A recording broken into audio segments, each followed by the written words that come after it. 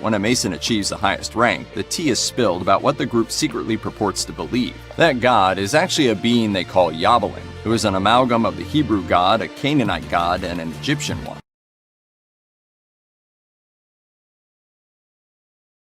So you heard the last thing that he said, that once you get in, then they sort of reveal what they really believe, that the god of Freemasonry is known as Jabulon. Now, listen, again, I'm sure there are probably Freemason lodges that do not teach this or hold to this, but apparently this is I've heard this before, this is a common thing within Freemasonry. It's an amalgamation of at least 3 different gods. So you see here, Yah or Jah is who? Yeah, so in Psalm 68 verse 4, if you have a King James version of the Bible, one of the names for the Lord is Jah. So in the King James version of the Bible, God is called Jah.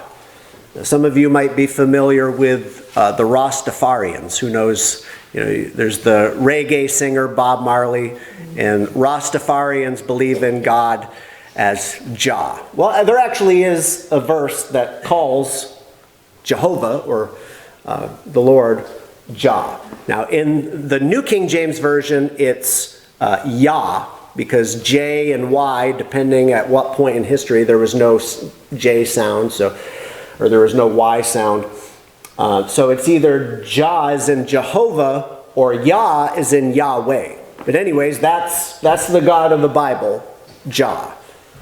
Baal, we've all heard of Baal, right? The false deity of the Canaanites. And I really wasn't able to find too much on the last one but the claim is that they believe in God, and it's just, you know, let's take this deity, and just kind of lump them all together, so their God would be Jabulon. Okay, so there are at least some Freemasons who believe this is their deity, and that's his name. So if that is the case, if somebody does believe in this deity, I mean, that's a huge problem as far as biblical Christianity goes, because this is not the God of the Bible.